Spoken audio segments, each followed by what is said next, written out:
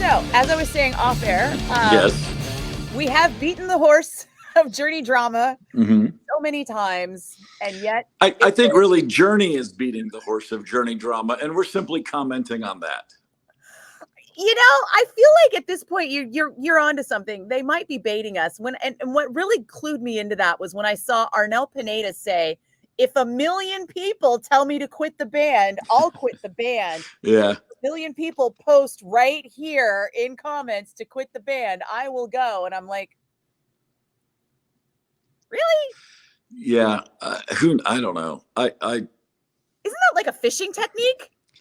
It's something. It's some kind of a technique. I hope it's something, not simply a guy melting down and thinking that makes sense. I hope there's a strategy to this, and it's not a legitimate emotional, reckoning where he's trying to make sense of something and thinks that going to social media is a healthy place.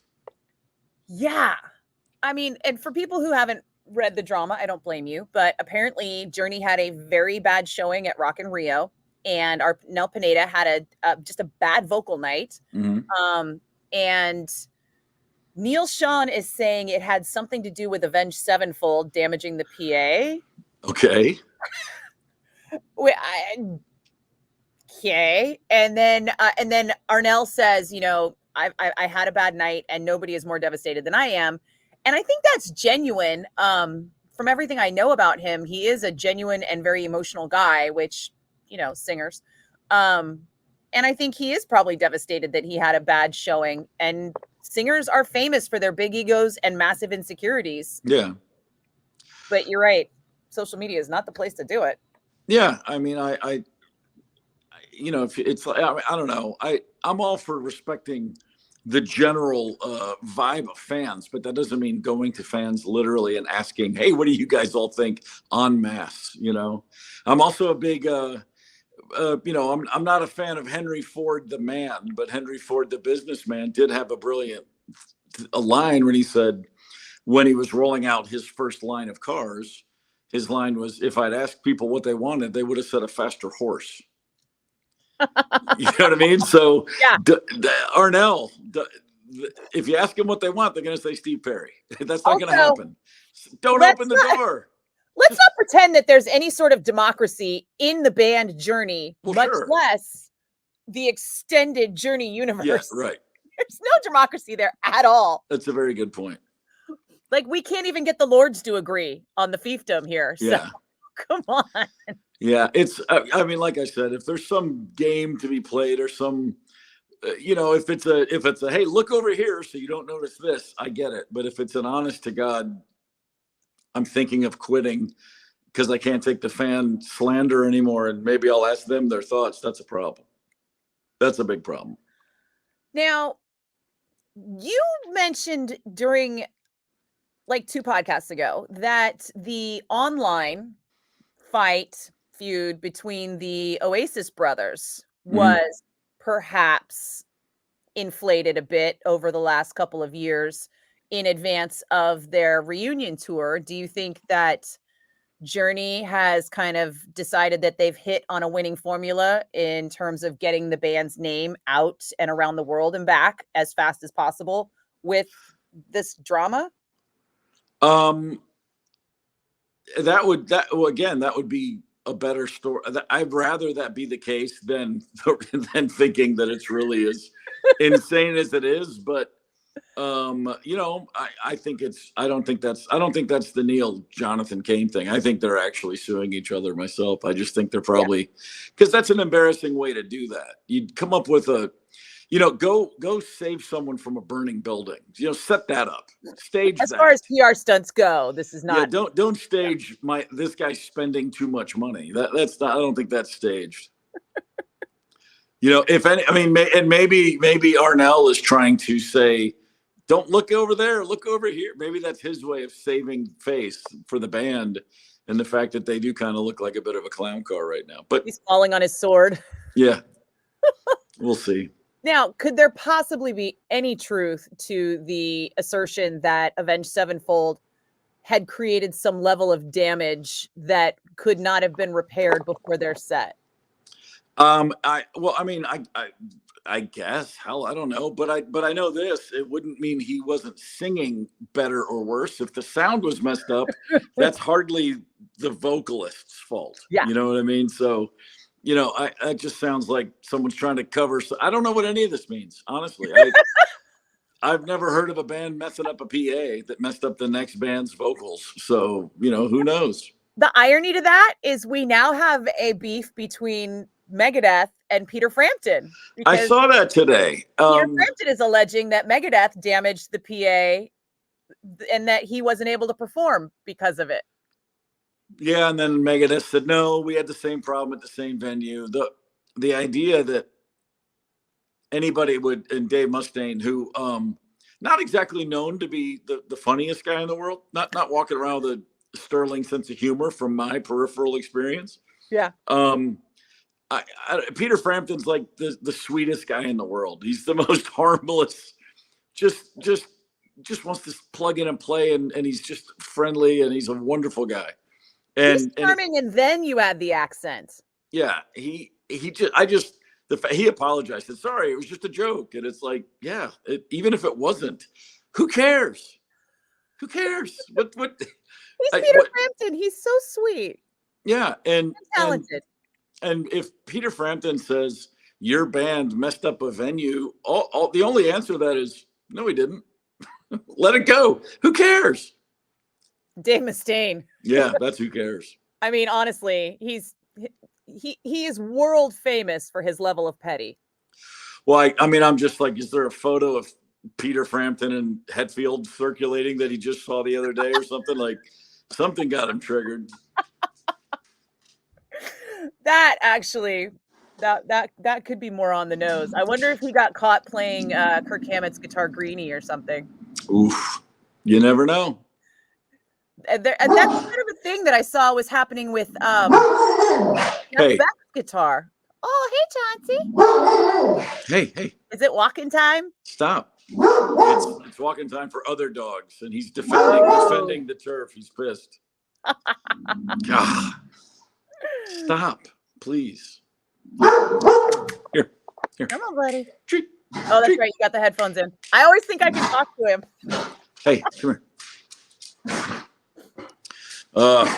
Hang on a second. I gotta deal with this. No worries. The simplest way is just to simply feed the man. I think that works for everything. Yeah, it really does. Probably would have worked for Dave Mustaine. Somebody would have just handed him a cookie.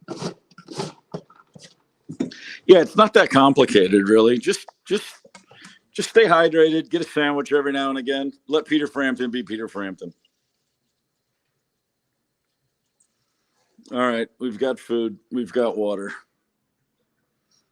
Excellent. There. Bastard. Okay. And 3, 2, 1. So also, I don't think we talked about this, but did you see where Jeff Beck's widow is bringing his guitar around and asking people to play it? No, I have not seen that. Oh, God. Now I can't remember where it was, but John Mayer was one of them. Okay. And let's see if I can find the other one. But it's his guitar tech and his widow. And they have decided to kind of quietly start bringing his guitar around to other guitarists and asking them to play something on it in tribute as kind of a way for them to process and sure to help everybody kind of do that. It's let's see, it's Steve Lukather was one of the other ones. Okay. And I kind of love this as an idea. They asked Billy Gibbons, John Mayer, and me, and they're just getting started. Yeah. I think that's really cool, actually. I can't imagine anything that those guitarists could feel more, anything they'd feel more strongly about than playing one of his guitars. I'm kind of surprised that something like this hasn't happened already. Have you ever heard of anybody doing that? No, I mean, there's a handful of guitars that make the rounds. You'll always see someone, somebody pops up playing one of Jerry's guitars. I mean, I was at a gig with my band Trigger Hippie once, and someone turned up with one of Dwayne Allman's guitars because the guitar player in my band knew this guy, and he brought it down. So my guitar player, my Tom Bukovac played a song with that guitar that night. And then of course I took pictures holding it just to piss off every guitarist I know. Because there's nothing more unnatural than me holding a guitar, trust me. But so, that's like more one-off things. I've never heard of anybody like with a plan to do that and like getting a hold of people ahead of time to say, hey, we're doing this. That's pretty cool. Because there's nothing else. There really is, especially like someone like Billy Gibbons. He and Jeff Beck were friends for 50 years. What else are you going to do? Just give me a few minutes with the man's guitar and let me connect back to my old friend. I think that's awesome. I kind of hope it's a documentary in progress because I look forward to crying through it entirely. Yeah. Yeah. And so today, is it today, the 5th anniversary of your book? Yes, it came out on this day in 2019. I did finish it, by the way. And did you? When I got to the end, I was so bummed. I was like, no, it's over now. Yeah. This is where it ends. That's where it ends, man. I feel like there's so much more. Well, I mean, could you be working on a second book? No, God, no. I would not do that again. That's plenty. That's the story that I wanted to tell. And so I told it. That book, I wrote 3 times what was printed and then edited it down from there. But no, there's not, I don't have anything. I mean, it came out 5 years ago, but it ended long before 5 years ago. It was, the story unraveled for almost 30 years slowly by, piece by piece. So it's not something that feels fresh or recent to me at all. So I would have no interest in going back and coming up with more of that stuff. That's all. That's all well in the rear view. Got edited and then maybe like a continuation? Well, I think no, it didn't really go further. I mean, it still ended at the same place. It was just a whole lot more in the middle. And I think that it's funny when I wrote the book, my buddy Stephen Hayden, who's a great writer, he helped me put together the roadmap, and then he helped me edit down, what I had written. Mm-hmm. And he made a few really good points. And one was, he said, look, there's like just an example, like something that you read in the book. There's 3 or 4 other stories that are very similar. Like the context and the details might be different, but the takeaway would be the same. And he was saying, like, these 5 stories, they all feel different one by one, but in the course of the story, they basically tell the same thing. Mm-hmm. It's another example of X, Y, or Z. And he said, the reader isn't going to forget. You don't have to pound them over the head. And I knew when I wrote it, I was going to write more than I would need, because you have to just write it all. Then you can't edit as you write. And when he said that, that was really helpful. Like he could just look at it. I wrote it in order too. I wrote chapter 1, and then I wrote chapter 2, and then I wrote chapter 3. Like I just had to go in order the way my brain works. And so he was seeing the chapters as I was writing them, and all he said every time was, "This is really good. It's really long." And I'd go, "Okay." And then, so he was mentally sort of, thinking about a shorter version long before I was. And then when I turned it in, of course, I thought, well, this is the 975-page book that the world needs, clearly. And nice. And the publishing company was like, no. Yeah, paper costs money. Yeah, I get that. They're like, do you know how much it costs to print a book that big? And do you know how much we have to charge for it? And I was like, oh, yeah, never mind. Yeah. Ask Stephen King. Yeah, really. Unless you've already got the movie rights in hand. Yeah. But anyway, long answer to a short question. No, I'm not going to write another book. Not about the Black Crowes anyway. I might write another book one day about something else. Okay. I don't know about what. I'm not saying there's nothing like that's happening. And so I don't imagine it would. For me personally, is there somewhere on a Word doc what happens next when you rejoined the band when you were like, I'm out, they can't pull me back in, and you waited till the last minute, and then you're like, at 9:00, less than 24 hours before the gig, I made the call, and then end of chapter. Yeah. And I was like, wait, but what was it like when you got there? How did they treat you? How did the crowd react to the surprise? Like, what happened after the show? Was it like old times? Was it weird or like? I'm very invested. The crowd was out of their minds because we hit the first downbeat and the song was playing. We opened the first day back. The first song we played was called Virtue and Vice, and it hits on a downbeat, and the lights stayed down while it kicked in, or while the intro was playing. And when the drums kicked in and the full band hits, then they all came up, and it was in Atlanta, the band's hometown, at the Tabernacle, and there was like a half second, full second, and then just like everybody at one time just went, oh, and I will say, I mean, it was a great moment. It was like the roof just blew off the place, and everyone just yelled the whole first song, and then the ovation at the end of that song was really long, and it was fun. It was great. And then at the end of the night, when I walked around to say goodnight, the place, it was batshit crazy. It was awesome. Not everybody was really happy, and I mean, musically, it just fell right back into place, like no time had passed. And so initially that first year, 2005, was pretty great. I mean, and the thing is, I mean, 2006 through 2013, that's a big part of a lot of everything that happened there. It had already happened in the 90s. The names were changed.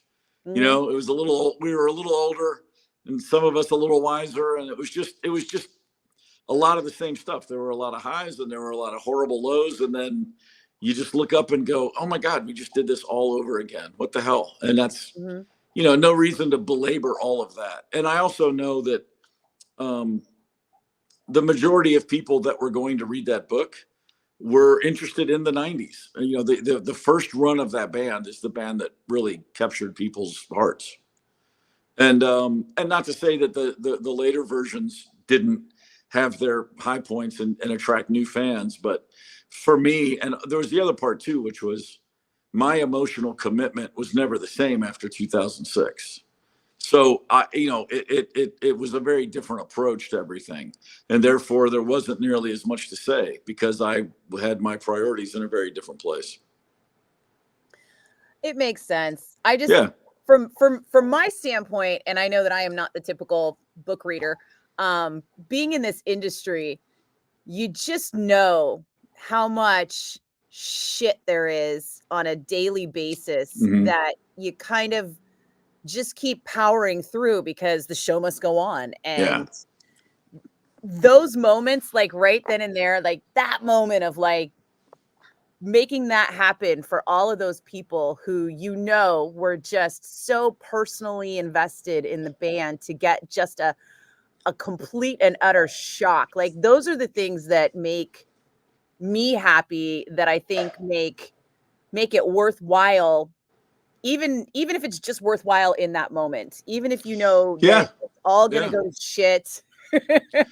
I mean, I'd be lying if I said, if the show the next night was in Indianapolis, I don't know. I mean, the fact that it was going back to Atlanta, the fact that we were going back to where it all started, I don't think that played a huge part in my decision to go back, but it was certainly on the table that would be a pretty cool place to come back. If I'm going to go back, where better, Are you the kind of person who's like, the universe might be talking to me on this one? Sure. Yeah. Oh, I've got both listening to the universe and it worked out, and ignoring the universe and it blew up in my face. So yeah, I've had a lot of both. So when the signs are there, you just got to open your eyes, get your head out of your ass and see them sometimes.